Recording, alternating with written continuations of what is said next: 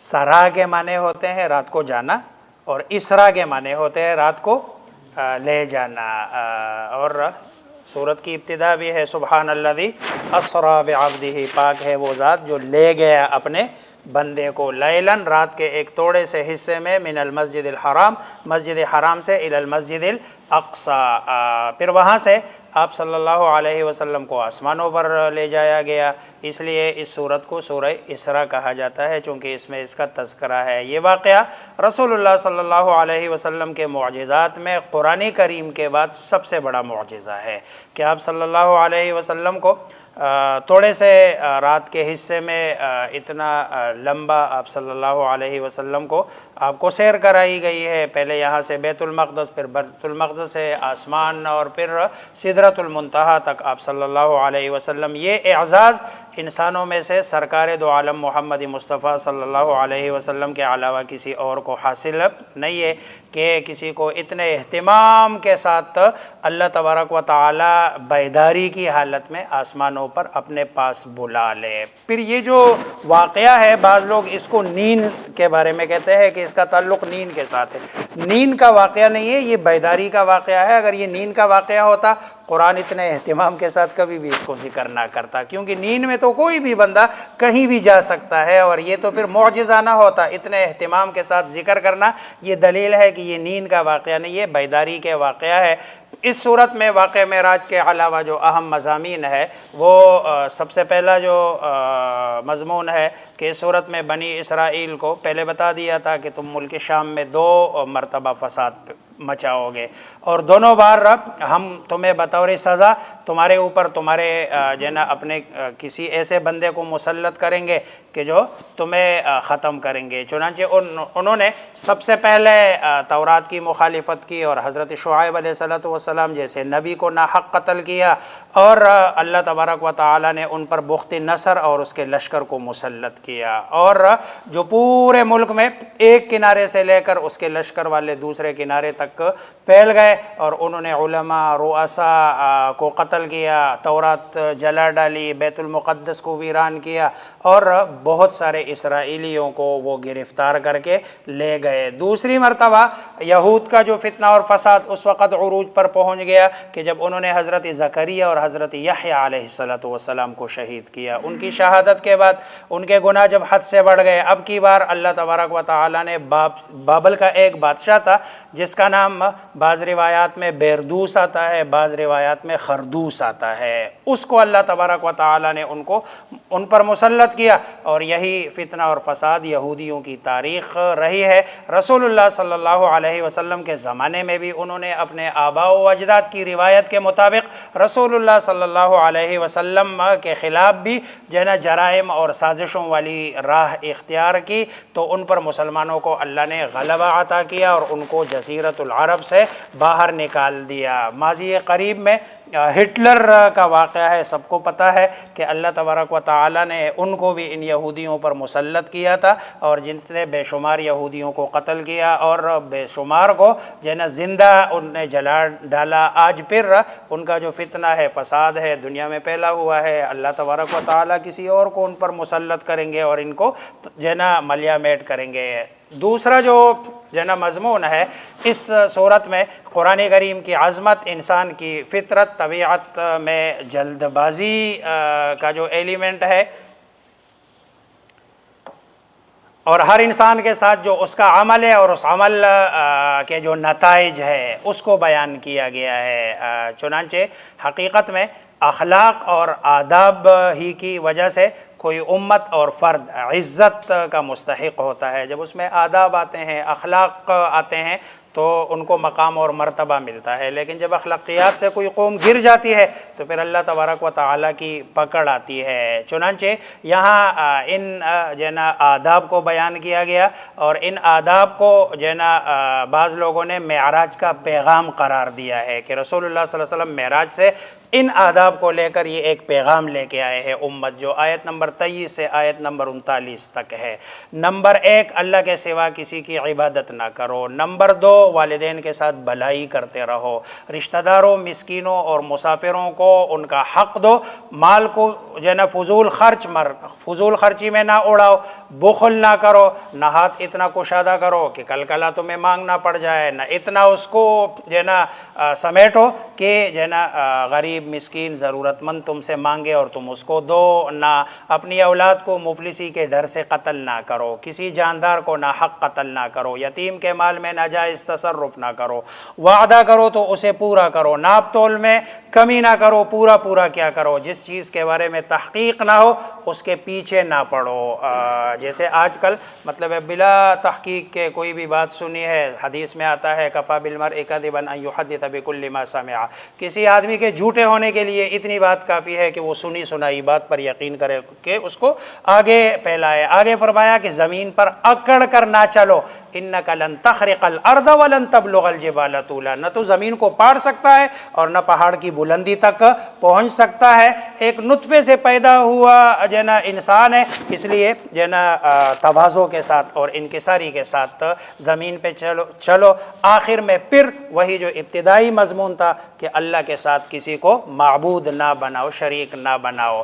پھر تیسرا جو مضمون ہے مشرکین کے بارے میں بتایا گیا کہ وہ اللہ تبارک و تعالیٰ کی طرف بیٹیوں کی نسبت کرتے ہیں، اخروی زندگی کا انکار کرتے ہیں اور بڑے تعجب سے کہتے ہیں کہ جب ہم مر کر بوسیدہ ہڈیاں اور چورا چورا کر دیے جائیں گے تو کیا ہمیں نئے سرے سے پیدا کیا جائے گا۔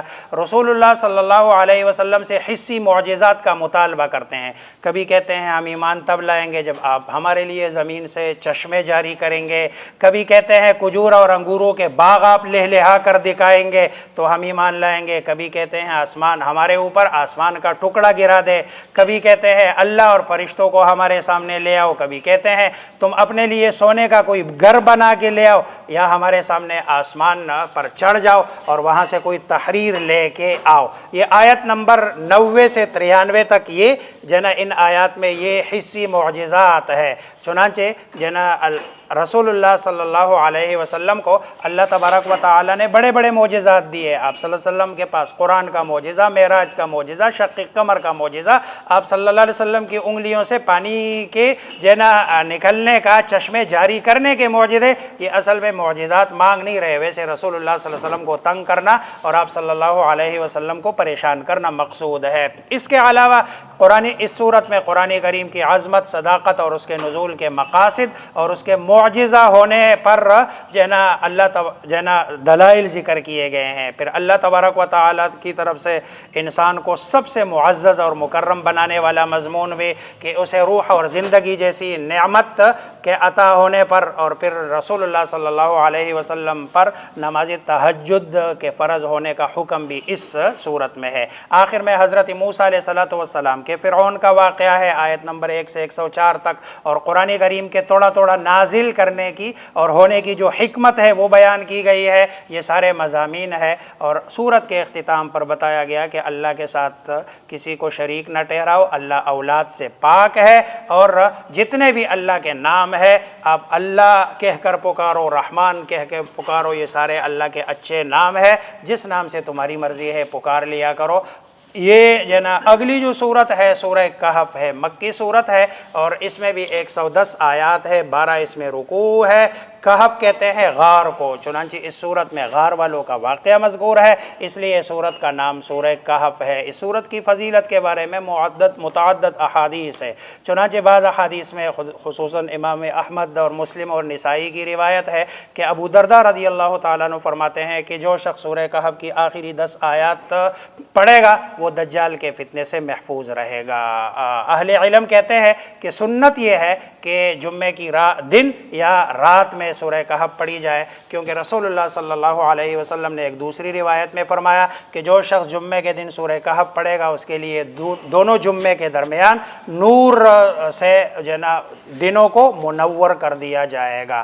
سورہ کہف ان 5 سورتوں میں سے ایک ہے جس کی ابتدا الحمدللہ سے ہوتی ہے۔ سورہ فاتحہ بھی الحمدللہ سے ہے، یہ سورہ کہف بھی الحمدللہ سے اس کی ابتدا۔ باقی 4 سورتیں فاتحہ ہے، انعام ہے، فاطر ہے اور سورہ سبا جگہ ہے۔ جو ہے نا بعض لوگوں نے اس جو ہے نا سورت پر مستقل کتابیں لکھی ہے، چنانچہ ابو الحسن علی ندوی ایک بہت بڑے عالم گزرے ہیں، حال ہی میں ان کا انتقال ہوا، زیادہ عرصہ نہیں گزرا، انہوں نے اس پہ دجال کے فتنے اور جو ہے نا سورہ کہف پر پوری مستقل ایک بڑی کتاب لکھی ہے۔ اس میں سب سے پہلا جو واقعہ ہے، سورہ کہف میں 3 قصے ہیں اور 3 تمثیلیں یعنی مثالیں بیان کی گئی ہے۔ پہلا جو واقعہ ہے اصحاب کہف کا ہے۔ اصحاب کہف میں یہ چند صاحب ایمان نوجوان تھے۔ دیکھو یہ نوجوانی میں جو ایمان ہوتا ہے نا یہ بڑا مضبوط ہوتا ہے۔ وقت کے بادشاہ جس کا نام دقیانوس تھا، بت پرستی پر انہیں مجبور کرتا تھا، وہ ہر ایسے شخص کو قتل کر دیتا تھا جو اس کی بات نہیں مانتا تھا۔ چنانچہ انہوں نے آپس میں جو ہے نا ان کو مال دولت شہرت اور پیسہ سب کی لالچ دے دی گئی کہ بھئی تم ایمان لے آؤ۔ انہوں نے کہا نہیں، ہم تو اللہ تبارک و تعالیٰ پر ایمان لاتے ہیں، اور حقیقی معنوں میں یہ عیسائیت جو اس وقت کا مذہب تھا اسی پر تھے۔ بہرحال پھر جان سے مارنے کی دھمکیاں دی گئی، جیسے دنیا کا قانون ہے، پہلے پیسہ لالچ، اگر اس سے نہ مانے تو پھر اگلا کام دھمکی کا ہوتا ہے۔ یہ پھر بھی نہ ڈرے اور انہوں نے کہا کہ بھئی ہمارے لیے بہتر یہ ہے کہ ہمیں شہر چھوڑ دے اور اپنے ایمان کی حفاظت کے لیے کہیں دوسری جگہ پہ چلے جائے۔ چنانچہ یہ گئے، چلتے چلتے شہر سے دور ایک غار میں گئے ہیں اور انہوں نے اس غار میں پناہ لینے کا ارادہ کیا۔ وہاں اندر گئے ہیں تو اللہ تبارک و تعالیٰ نے انہیں گہری نیند سلا دیا۔ یہاں وہ 309 سال سوئے رہے۔ جب نیند سے بیدار ہوئے تو کھانے کی فکر ہو گئی، بھوک لگی ہوئی ہے۔ انہوں نے کہا ایک بندے کو کھانا خریدنے کے لیے، انہوں نے شہر بھیجا۔ وہ 309 سال پرانا، ظاہری بات ہے وہاں ہر زمانے میں سکہ بادشاہ کے ساتھ چینج ہوتا تھا۔ اب دقیانوس پتہ نہیں کس زمانے 309 سال پہلے، اور اب مسلمان بادشاہ آیا تھا۔ چنانچہ جب وہ انہوں نے بازار میں جا کے چیزیں لے لیے، پیسے دینے لگے تو انہوں نے کہا یہ کس زمانے کا تم پیسہ لے کے آئے؟ انہوں نے کہا تو اسی زمانے کا پیسہ ہے۔ اور پھر پوچھا گیا بھائی کیا؟ انہوں نے جب سارا واقعہ سنایا تو چنانچہ ان کو بادشاہ کے سامنے جو اس وقت مسلمان تھا لے جایا گیا۔ انہوں نے جب سارا واقعہ سنایا تو اس نے ان کے لیے ایک بہت بڑا محل بنایا۔ لیکن اس طرح کے بڑے معجزے کے بعد انسان کے ساتھ جب ہوتا ہے اللہ تبارک و تعالیٰ پھر ان کو زندہ رکھنے نہیں دیتے ہیں، یہ دکھایا، اور اللہ تبارک و تعالیٰ نے دوبارہ ان کو موت دے دی ہے۔ حضرت موسیٰ علیہ السلام اور حضرت خضر کا واقعہ ہے اس صورت میں۔ اور حضرت موسیٰ علیہ السلام کو اللہ نے تشریعی امور کا نبی بنایا، اور حضرت خضر کو اللہ تبارک و تعالیٰ نے تکوینیات کا علم عطا کیا تھا۔ تکوینی علوم کا اپنا ایک، یعنی جو ہم جتنے بھی اعمال کرتے ہیں نا اس کے پیچھے حکمت کیا ہے، یہ حکمت اللہ تبارک و تعالیٰ، بظاہر کوئی چیز ہمیں نظر آتی ہے جیسے حضرت موسیٰ اور حضرت خضر کے واقعے میں ہوا کہ ظاہری طور پر حضرت خضر نے جو کیا وہ ظاہری بات ہے شریعت کے، ایک بچے کو قتل کرنا، کسی کی کشتی کا نقصان کرنا، یہ تو ظاہری شریعت کے جو ہے نا خلاف تھا۔ حضرت موسیٰ علیہ السلام نے اللہ تبارک و تعالیٰ سے سوال کیا کہ جو ہے نا جس کے بارے میں اللہ تبارک و تعالیٰ نے بتا دیا تھا کہ سمندر کے کنارے ہمارا ایک بندہ رہتا ہے جس کا علم تیرے سے زیادہ ہے۔ چنانچہ انہوں نے کہا مجھے اس کا علم چاہیے کہ میں اس کے پاس جاؤں اور اس سے وہ علم سیکھ لوں۔ اللہ تبارک و تعالیٰ نے فرمایا ٹھیک ہے جائیں آپ ان کے پاس۔ ملاقات ہو گئی، رہنے کی اجازت مانگی ہے۔ دیکھو یہاں سے ایک اصول اور نکلتا ہے کہ جب آپ کسی انسٹیٹیوٹ میں کسی کے پاس داخلہ لیتے ہیں نا تو اس کی شرائط کو ماننا یہ ضروری ہے۔ حالانکہ حضرت موسیٰ کا مقام اور مرتبہ یہ حضرت خضر سے بہت بڑا ہے، لیکن حضرت خضر نے کہا میری چند شرائط ہے، اور ان شرائط میں سے ایک شرط یہ ہے میں جو بھی کروں تو میں اس میں بات کرنے کی اجازت نہیں ہوگی۔ اور حضرت موسیٰ علیہ السلام نے ان کی بات مان لی ہے۔ پہلی دفعہ جب دیکھا کشتی میں سوار ہوئے، کشتی میں سوراخ کیا، حضرت موسیٰ علیہ السلام نہیں خاموش رہ سکے۔ انہوں نے کہا یہ کیا آپ نے جنا، انہوں نے ہمارے ساتھ احسان کیا اور آپ نے ان کا نقصان کر دیا۔ انہوں نے کہا میں نے نہیں کہا تھا آپ سے کہ بھائی آپ نے بولنا نہیں۔ انہوں نے کہا سوری میں پھر نہیں بولوں گا۔ آگے جب گئے ہیں تو ایک جو ہے نا معصوم بچہ ہے اس کو قتل کیا حضرت خضر نے۔ حضرت موسیٰ پھر خاموش نہ رہ سکے۔ انہوں نے کہا یہ کیا آپ نے ایک معصوم بچے کو قتل کیا جس کا کوئی گناہ نہیں ہے۔ انہوں نے کہا دیکھو میں نے کہا تھا آپ بولیں گے نہیں، آپ پھر بولے، اس کا مطلب ہے کہ دوسری وارننگ۔ اور جب آگے انہوں نے کہا ساری میں آئندہ نہیں بولوں گا۔ جب آگے گئے ہیں ایک دیوار ہے بوسیدہ گرنے والی تھی، اور اس جو ہے نا محلے والوں نے، شہر والوں نے، قریہ والوں نے ان کے کھانے پینے کے بندوبست سے انکار کر دیا کہ ہم تمہاری جو ہے نا کوئی یہاں مدد نہیں کر سکتے.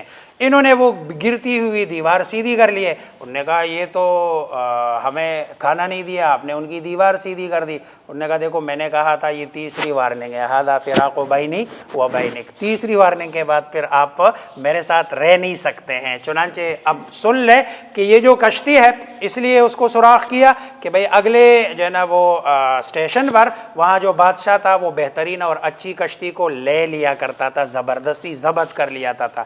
میں نے سوراخ کر کے اس کو عیبدار بنایا تاکہ ان کی یہ کشتی محفوظ ہو جائے. اب دیکھو یہ تکوینیات ہے، یہ حکمت ہے. ظاہری نقشے میں یہ چیزیں نظر نہیں آتی. باقی وہ جو بچہ تھا اس کے والدین نیک صالح تھے، یہ بڑا جو ہے نا بعد میں جا کے یہ شرارت کرتا تھا، اپنے والدین کا نقصان کرتا تھا، اس لیے قتل کیا.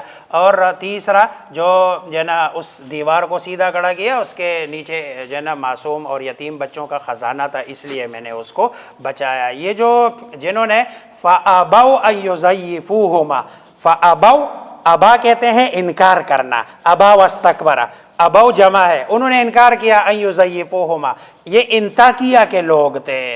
چنانچہ حضرت عمر رضی اللہ تعالیٰ عنہ کے زمانے میں انطاکیہ کا ایک وفد آیا، اور وفد آگے کیا ہے، انہوں نے کہا آپ کی کتاب میں قرآن میں ہمارے خلاف ایک جملہ لکھا ہوا ہے جس کی وجہ سے ہم جو ہے نا روز بلا ناغہ یعنی گلٹ محسوس کر رہے ہیں، بے عزتی محسوس کر رہے ہیں کہ بھئی ہمارے پاس 2 نبی آئے تھے اور ہم نے ان کو کھانا کھلانے سے انکار کیا تھا، ہم آپ کو اتنا مال دولت، یہ با کا جو نقطہ ہے نا اس کو صرف اوپر لے جائے اور اس کے ساتھ ایک اور نقطہ لگا دے اور اس کو ابو کی جگہ اتو کر دے. فَأَتَوْا أَن يُزَيِّفُوهُمَا کا معنی یہ ہوگا کہ انہوں نے ان کی مہمان نوازی کی. حضرت عمر رضی اللہ تعالیٰ نے فرمایا یہ اللہ کا کلام ہے، اس میں کوئی تبدیلی جو ہے نا نہیں ہو سکتی ہے. اگلا جو اس میں واقعہ ہے وہ اگلے پارے میں ہے سکندر ذوالقرنین کا، وہ کل بیان کریں گے. آگے 3 مثالیں ہیں.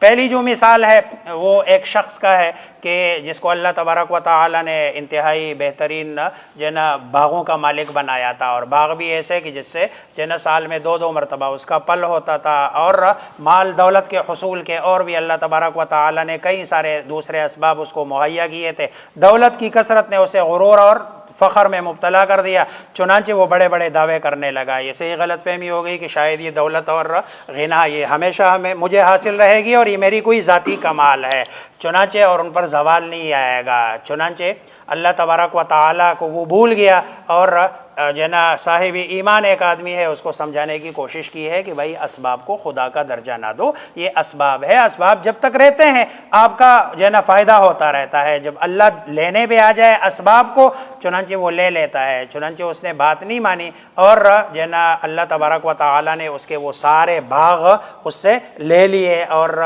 بغیر جو ہے نا مال کے رہ گیا. دوسری جو مثال بیان کی گئی ہے کہ دنیا کی مثال، اس کی مثال ایسی ہے جیسے زمین کی رویدگی کا جو معاملہ ہے. آسمانوں سے ہم نے پانی برسایا، زمین کی رویدگی سے پھر اس سے مل جل کر چیزیں ہم نے باہر نکالی ہے، خوب پلی پولی، پھر ہوا یہ کہ سب جو ہے نا دیکھے چورا چورا جو ہے نا ہو گیا، خزان آ گیا، ہوا کے جھونکے اسے اڑا کر منتشر کر رہے ہیں. اور کون سی بات ہے جس کے کرنے پر اللہ قادر نہیں ہے؟ یہ دنیا کی مثال ہے کہ ایک زمانہ آتا ہے، بندہ بچہ ہوتا ہے، پھر جوان ہوتا ہے، جوانی میں یہ بالکل تر و تازہ ہوتا ہے، ایک ٹائم آتا ہے کہ یہ پھر بڑھاپے کی طرف جاتا ہے، اور بڑھاپے کی طرف جا کے وہ جو طاقت، قوت، شہرت ہے وہ ساری چیزیں ختم ہوتی ہے. اور تیسری مثال تکبر اور غرور کی کہ جسے حضرت آدم علیہ السلام اور رب جو ہے نا ابلیس کا جو قصہ ہے، واقعہ ہے کہ اس نے کبر اور غرور کی وجہ سے حضرت آدم کے سامنے سجدہ نہیں کیا، انکار کیا. اس کا خیال یہ تھا کہ میں افضل ہوں اور کیسے ممکن ہے کہ افضل مفضول کو سجدہ کر لے.